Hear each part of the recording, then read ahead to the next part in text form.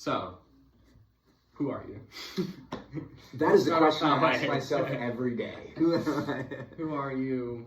How do you work in the music industry? What type of area are you in? All right. So my name is Adam Gubman. I am a composer and music producer. I own a company called Moonwalk Audio, and we are responsible for doing music, sound design, arranging, songwriting for video games all over the world. We also do music for Disney parks, and we do sometimes music for films and a lot of theatrical stuff. Mm-hmm. And name some of the stuff you've done for like Disney parks, for example. Oh, okay, cool. So I have worked on projects like Star Wars Galaxy Edge, which is an expansion to our home park here in Anaheim. I got to write music for the, what was it called? The Disney Star Wars cruise liner something. It was like a hotel, and that is now defunct. It's not working anymore. Nobody liked it, I guess. It was kind of a bummer. I do a lot of concerts, like a concert. Here's a score for one of them. This is for Hong Kong Disneyland, and this was an arrangement I did, like a parade and a show for that park. So I do a lot of those. I write a lot of original music for the parks, and I worked on a Baymax attraction for Tokyo Disney that opened a few years ago, and it's gotten some weird like online viral fame for the people that like to dance to the songs that I wrote around it and produced around it, which is very cute, and we like that. But yeah, so I do a little bit of everything, wear a lot of hats. Sometimes I'm writing the music, sometimes I'm taking somebody else's song or like other Disney songs and adding instruments to them and making it more exciting for whatever show they're doing, whatever style they're doing.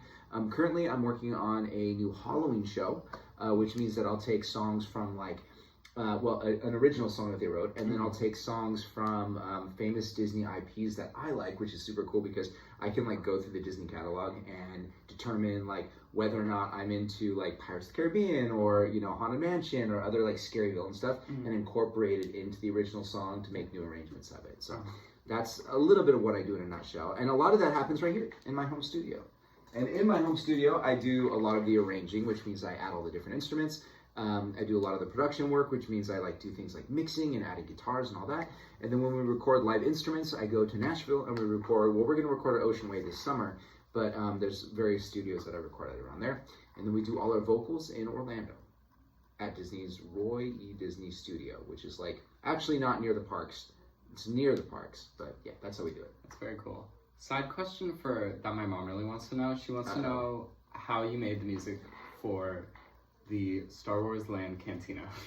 Oh, okay. So that was a really fun project. I was enamored by that process because when I sat down with the writing team on that, the story team, they had some really sort of in the box rules about how to do the music. And one of them was that I wasn't allowed to use any keyboards that were younger than 1977. So I was born in 1979, so that was like, I don't know, any instruments before when I was born. So I had to do some research and figure out like what some like late 60s, early 70s synths were and use those in the music, which is super fun. Another thing that we did was we used a lot of acoustic instruments to make them sound like other things. So we would take like woodwinds and I'd have my woodwind player play things to sound like droids.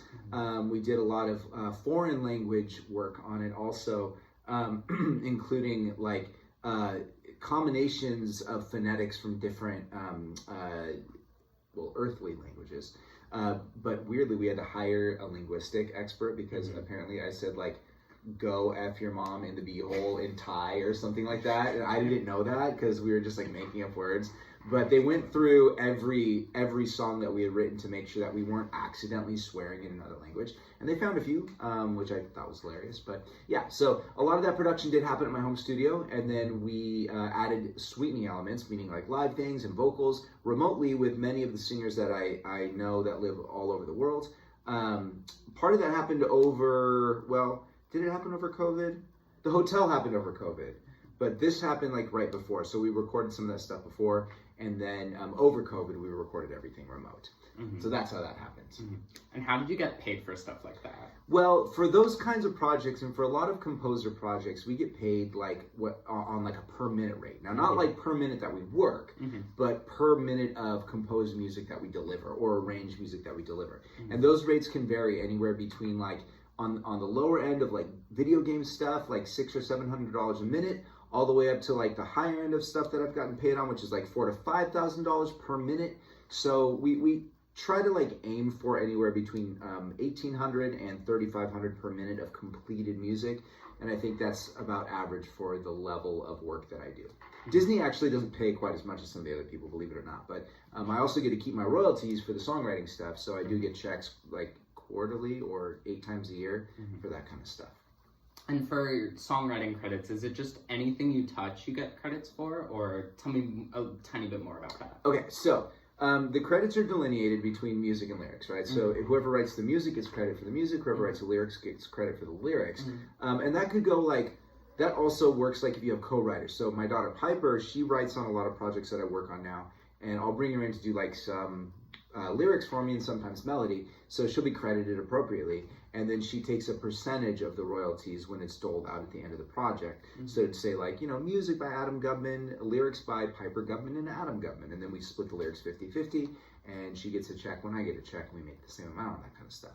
But the credits are usually divided by who does the work, and we're very conscientious about that. We try to make sure that everybody is given credit for what they do, that we appropriate the credits without taking from anybody else, and that we offer and afford those kinds of opportunities for all sorts of folks. Tell me a little bit more about the movies you've worked on. Okay, so I don't do as much film anymore, but I did get a chance to work on a couple of films earlier in my career, including Greatest Showman, producing the song This Is Me with some other folks. I worked on that film. But I also got to do like a few other songs that I wasn't credited for on that movie, but I still actually have all the sessions here for it. I've done a lot of films that have gone unreleased. I did a few unreleased Pasek and Paul projects, and I produced some stuff for those guys as well. I got to do some like synthestration, meaning like the keyboard stuff for like a Snow White movie, and I did a bunch of writing for Smurfs and Baywatch and other things. But I stopped doing film around 2020. And I've done a couple of animation things since then, including Amphibia, which I wrote the song for an episode of that became like sort of the theme of that episode. But most of my work now is video games and theme parks. Since you mentioned video games, you've been credited on over 600 video games. Yeah, that's true. And actually it's a lot more. I've kept a pretty good record of it. It's probably closer to 2,000, wow, which is crazy, right? But I've been doing game audio since 2005, 2006, and I started doing that before we had the App Store. It was like a lot of downloadable and mobile stuff back then, and then we got the App Store, and I slid into that gig because I already knew how to do mobile stuff. So that sort of became low-hanging fruit, but we didn't know at the time that was going to become, you know, very lucrative. Now a lot of the projects that I work on, Enfield and Arknights and Hearthstone, that are mobile games, are paying, you know, AAA rates, like the same as like big console games. I do get to work on things like Sky Children of Light and Overwatch 2, and I do a lot of like Match 3 stuff like Royal Match and Hit It Rich Slots. And I think right now we're supporting something, my company's supporting like 20 live ops games, meaning games that are constantly adding content. So they'll like hit us up every week needing just like a couple of small things. And as a composer, that's great because I don't necessarily have to have a ton of big gigs, but I can do like a lot of little gigs that bring me a little bit of money every week instead of worrying about trying to like go and find massive jobs all the time. And what are some of your favorite like game projects that you've worked on? Oh, that's a really good question. Some of my favorite all-time video game projects, Arknights, definitely one of them. I get to write a ton of songs for that, like vocal music and score, meaning like the parts that you hear while you're playing the game, and then the parts that they use for advertising and marketing and stuff like that. So we get like a lot of character songs, and I get to write like theatrical Broadway style stuff, which I really love doing, and pop stuff as well. I get to work on Overwatch, like I mentioned before, and for that I'm writing a lot of diegetic music, and what that means is like music that the characters would hear if they lived in the game, right? So like if the character in the game turns on a radio, they hear that music, right? but we would hear the underscore, like the battle music and all of that. I don't do as much of that for that, but I do a lot of like the regional stuff. So we just did a whole new zone that happens in Asia, and there's like a lot of like music coming from TVs and coming from radios and coming from cars, and that's the kind of stuff that I compose. And it seems like, well, it kind of feels like, you know, small beans compared to like the gameplay music. But the cool thing is it's really adding to the culture of the game world, and adding to the library of things that those players might experience as an avatar in the game. And then I really love working on Sky Children of Light. That's another game that my heart's really in and has been for a long time. The music is just really ethereal and has a lot of like Miyazaki elements to it. A lot of like East meets West sort of vibe, which I tend to do pretty well, and lots of like Disney motifs. So I love that too. With working on so many projects, what does a day in the life for you look like? Boy, oh boy. Well, I always, so I get up and I make coffee, and then sometimes I go to Pilates, mostly every day. It's gotta like work-life balance and like mind-body health balance, right? And then in the studio, once I get there, which we're here, which is in my house, I will answer emails and catch up on the list of things I have to do for the day. And I try to get most of my work done within 3 or 4 hours. So I have the rest of the day just to kind of like recharge. When I was younger, I was working like 7 days a week. Now I really only work maybe 4 days a week, 3 days a week, and maybe 12 hours a week. So, which is good for me because I have put in so many hours and so much energy into writing over the years that I don't need to be doing it as much as I was before. It allows me time to like hang out with the kids and friends and family and all that kind of stuff. So yeah, I'll get up and I'll sketch music and like maybe do some revisions, like fix some stuff that clients weren't happy with, and then write like maybe 1 to 2, maybe 3 minutes of music a day. If I have a really busy day, I'll do 4 to 5 minutes of music a day, but I try to keep it down to like 2 minutes of music a day.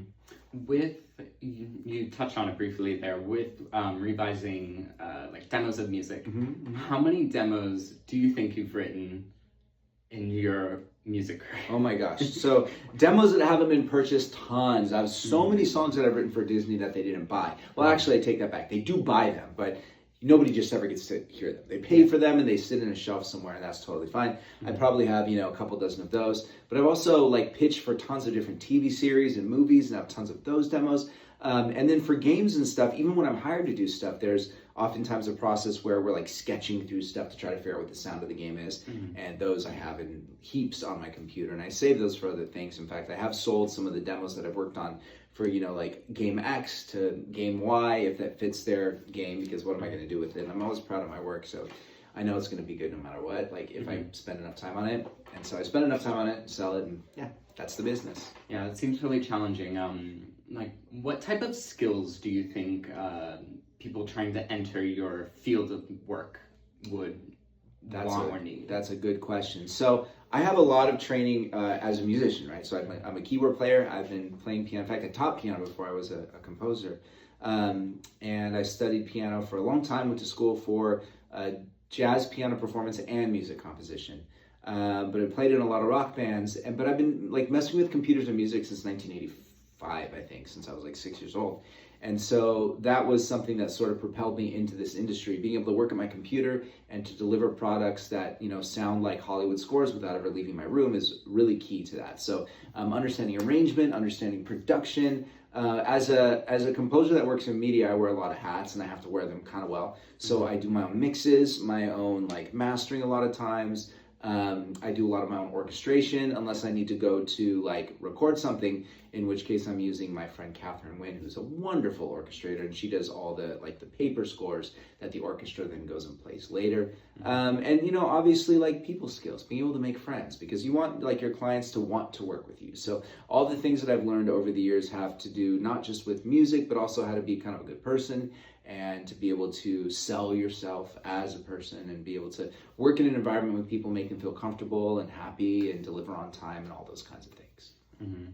And I think you touched on it briefly there, wanting to first messing with like audio when you were 6. What made you want to get into the music industry in that way? Well, that's a really good question. I think that what I really love about my job is I get to tell stories and support people that tell stories. And I've always been such a big fan of media, a fan of films, a fan of games, a fan of theater. So for me, being a part of that, being able to take people on an adventure without ever having to leave their house, I think we tend to find a lot of solace in the arts, right? Like we give ourselves up and we let ourselves be vulnerable when we're experiencing art. And that to me is something very human. And I know now with all the talk of AI and all of these tools that people are developing, I think a lot of folks are forgetting that what makes art is that it's got a soul. And once you turn that into robots, then it's no longer the human experience. When we experience art, we want to see, we want something that is relative to our nature. We want to look at something and go, boy, I resonate with that because it feels human. It feels like part of my human experience. And thus, I must be okay because that art reminds me that I'm okay. And even in a small part, when we're playing a game, when we lock onto a character that we love, when we help a character get through a difficult moment, when we watch a film that's got a really cathartic ending, it's in some way massages through those emotions that get caught up and bottlenecked in us on a day-to-day basis.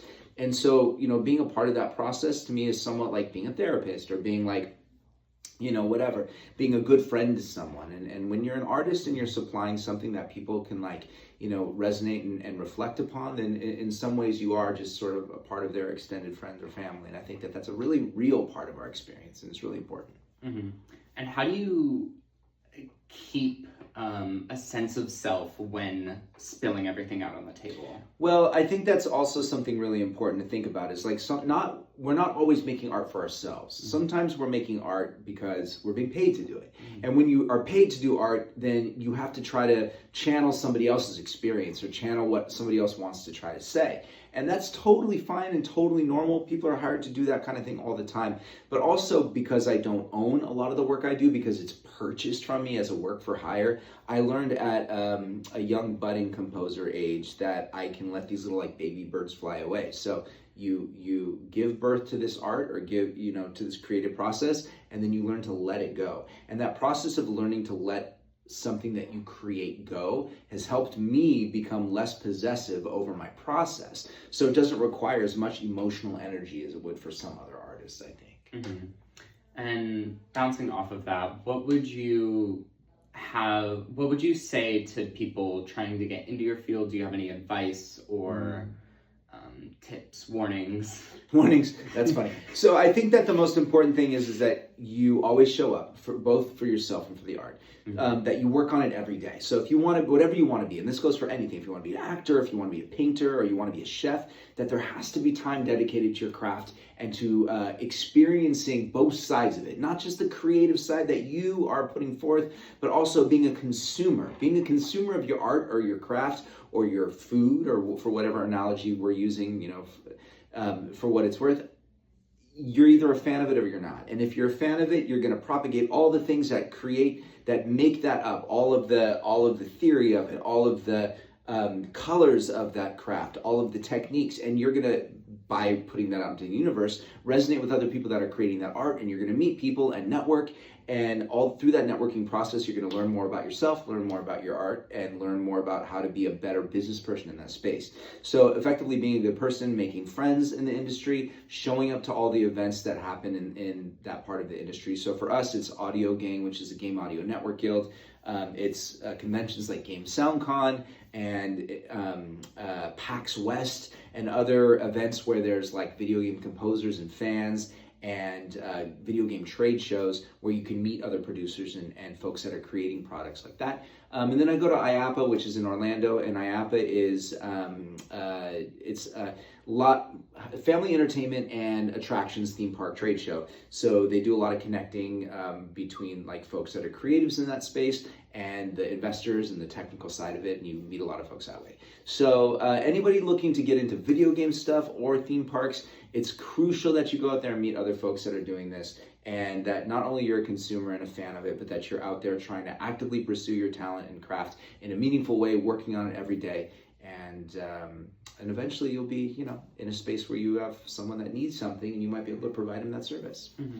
Thank you so much for coming out and talking to me for the interview. Of course. Thank you for the $1 million you paid me for this. This is a paid interview. Every word is, in fact, paid.